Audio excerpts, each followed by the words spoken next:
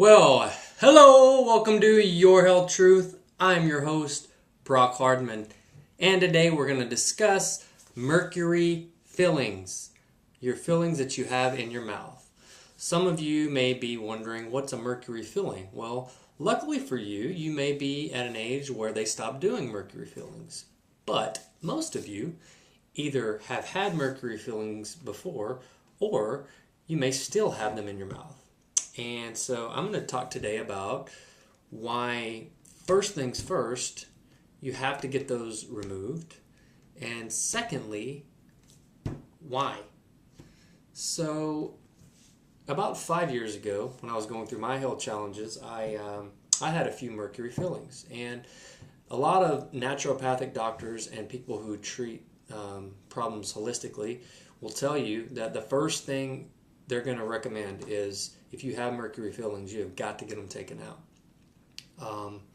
It's one of those issues that unfortunately is kind of it's a bipolar issue. I mean, you have people on this end that say there's no evidence that mercury fillings cause long-term damage, and then you have people over here that say, well, we have plenty of evidence that it does cause long-term damage. And so, who do you believe? Well, I'm choosing to side with the people that say it causes damage. Not because I'm a scientist or a doctor, but because I started getting better after I had mine removed. Not only that, I've done plenty of research when I'm, especially with like flu shots and things that also have mercury in them, that I know what mercury does to the body. And so, what's funny is that, if you were to dump let's say you break a thermometer and dump it into a swimming pool, well, you can bet that they're going to shut down that swimming pool and have the hazmat team out. That's how serious mercury is. Yet, it's okay for us to put it in our mouth and have it there permanently, which doesn't make sense to me. A lot of the dental associations would have you believe that the amount of mercury that you actually consume through vapors and just wear and tear of chewing and using the mercury is a small percent and does not harm you. Now, I don't know about you, but that doesn't really satisfy me, that I'm just going to take their word that I'm going to be okay.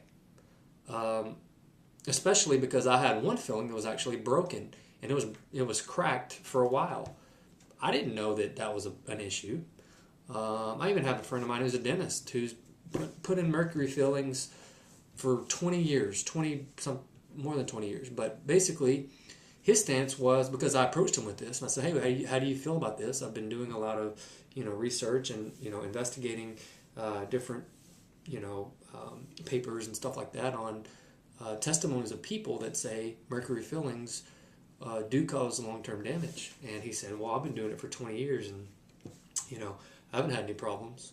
And so that's most people's mindset is, well, surely, if it were bad for you, the government or the dental associations, they would never let you put something that was truly harmful in your mouth. So if you want to believe that, that's your deal. I'm not personally going to believe that.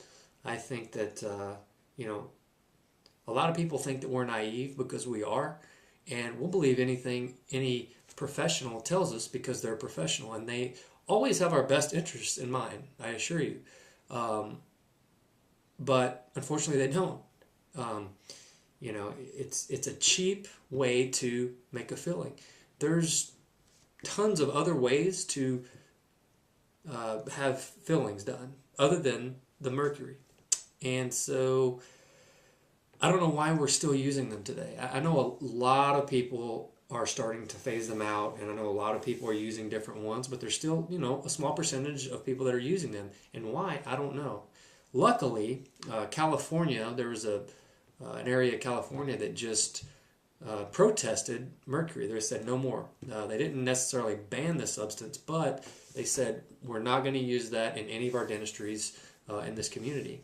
And so, kudos to them, man. That's great because, until we take a stand for, something that we know, we have data to prove that mercury is if not the most toxic substance known to man, probably in the top 5 at least, of known toxic substances known to man. And we put it in our mouth permanently. That does not make sense to me. If you're one of those people that just want to say, well, you know what, I don't worry about it, it's fine with me, that's fine. That's your decision. All I'm here to do is give you the information that I've come across, that I've permanently dealt with, and would encourage you that if you had any health challenge whatsoever, that you can do anything you want to try to improve your health, but until you get rid of the mercury fillings, I can assure you your health will continue to suffer. And if not, it will one day. There's just too much evidence of having mercury fillings long term and what they can do to your health. They can affect your brain eventually. They're definitely going to affect your kidneys and especially your liver. And so just depending on how much you're exposed to a day, depends on how much symptoms you're going to have. It definitely messes with your digestive tract, which is the problem I had. I had a very bad digestive issue going on. It was multiple things, which I'll get into. I'm actually going to spend probably a couple weeks on digestive health. That's going to be a huge week. But just know that if you're having any health challenges, you've got to get rid of your mercury fillings. And a lot of people understand that it's a concern. So most dentists these days will have a way to get rid of your mercury filling safely and replace it with something that's non-mercury amalgam. And so just really, really want to encourage you to at least look into some of the testimonies of people who have had mercury fillings and some of the problems they have had, and just get them taken out. And if it's mainly for people who have health problems, because that's just gonna start a domino effect of issues. First you have digestive problems, next thing you know you have neurological problems, and it's just a slow decline in health. And then eventually you're over here, and maybe you end up with something like, multiple sclerosis or lupus, or there's a host of things that can go wrong. And so now we have all these diseases that really weren't that rampant before, and now it's just like everywhere. And I'm not saying mercury is the cause of all that. I'm just saying it doesn't help. So do me a favor, go get your mercury fillings removed, and you'll be much healthier for it. So thank you for listening today. Definitely share this one with your friends, especially people that have mercury fillings, so that they can be aware of what's out there and how they can go and get them replaced. So till tomorrow, talk to you later.